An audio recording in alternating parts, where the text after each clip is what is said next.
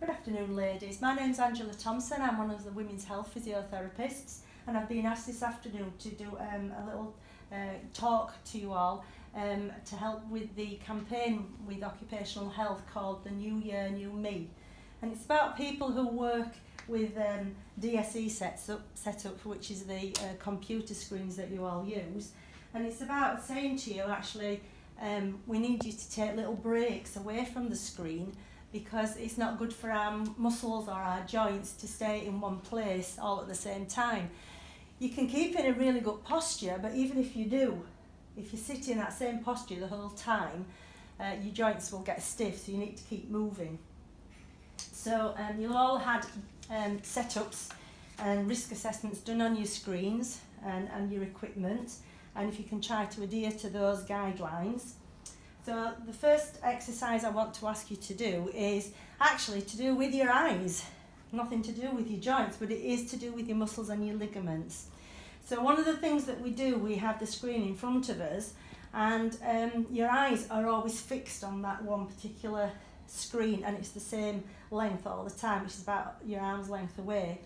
One of the exercises that's really helpful is to actually look away from your screen. Maybe it's every 20 minutes or half an hour, and ideally it's about 15 metres, but if you haven't got 15 metres like we don't have in this room, if you just look away, it just adjusts the ligaments and the muscles so they're actually working and they're moving. So Kate, if you look at your screen and pretend you've been looking at your screen for probably half an hour up to an hour, and then just look away for about 15 seconds, just so that you're focusing, now you're focusing on me, just so that you're focusing on and you're making those muscles in your eye work and adjust so they're actually moving.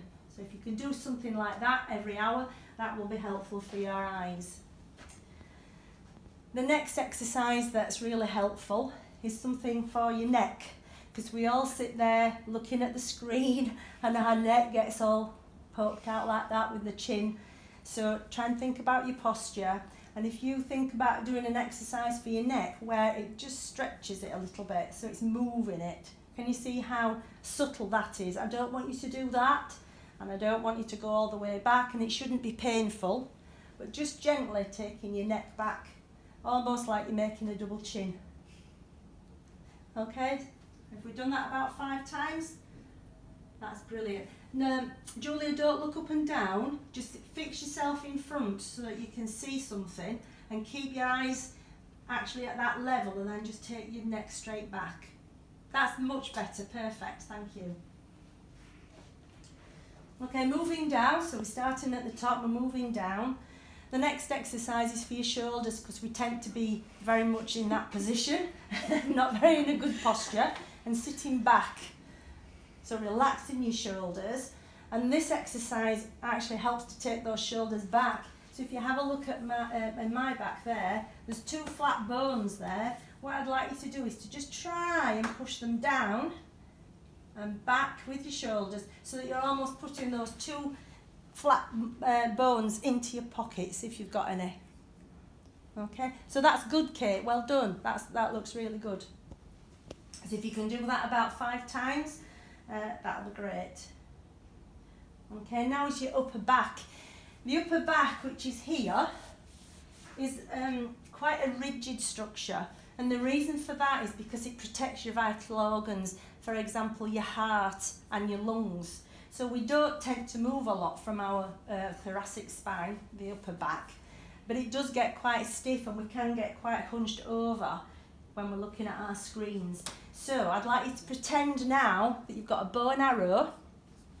So if you put your arms out in front of you, okay, like that, super. And I just want you to take one of your arms back as if you've got the bow and arrow there, and giving it a good stretch.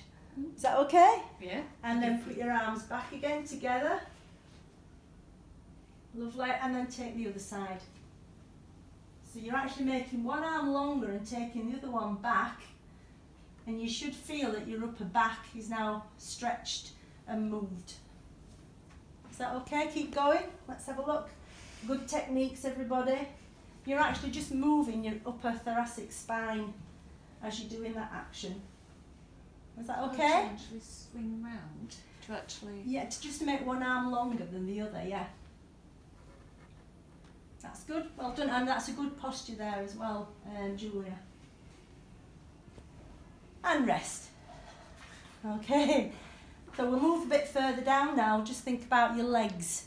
So all you need to do really for your legs is just maybe stand up and sit down again. So do you want to just stand up from your chair? Try not to use your arms on the desk, just because it makes your legs work harder. So if you sit down again, and then stand up again, well done. So again, about 5 times, that's perfect. Good. And relax. Then we're moving right down to your ankles.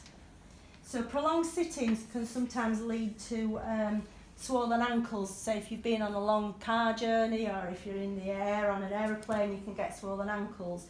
So one of the exercises I'd like you to do is, I can't do this because I'm standing, but if you do it in sitting, is just literally raising your foot so that you're putting your weight, raising your heel so you're actually going onto your toes. That's it. Okay, that's good. That's actually working your calf muscle. And what your calf muscle does, it pumps everything, all the fluid and all your blood back up into your heart, and that will prevent swollen ankles. And another one for your feet is if you just pump up your feet up and down like that. Can you see? Yeah. Like that, up and down. So all these exercises you can actually do whilst you're at your desk, and you can usually be still working, or you can be talking on the phone, or just thinking about the next sort of job that you're going to be doing. Because I'm a women's health physiotherapist, I'm very passionate about not forgetting all you ladies doing your pelvic floor exercises. Men do have to do pelvic floor exercises as well, but for different reasons. We don't have any men in here today, so we'll just concentrate on you ladies. So I'm sure you've all done pelvic floor exercises before. It's just really like pulling in as if you're trying to stop having a wee. And you should feel some tightening in your lower abdominals. So if you want to just sit up tall in your chair, and you don't have to look as though you're glaring into space or anything. We should all be able to do our pelvic floor exercises without anybody knowing that you're doing them. So just pull in. You might want to tighten your bottom a bit and feel as if there's a pull from your back passage right up into your front. And relax. And the other thing you can do, you don't have to hold your breath.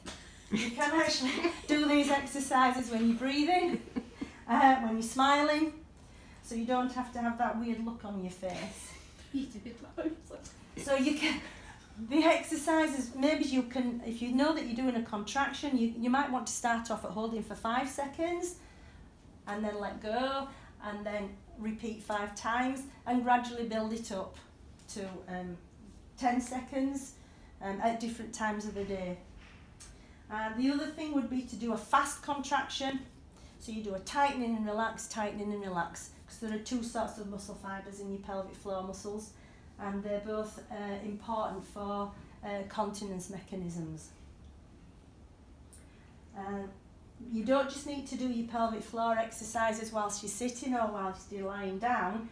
It's really good to use them and to contract them when you're doing functional activities. Just like you would when you're sitting to standing, you've got to use your legs.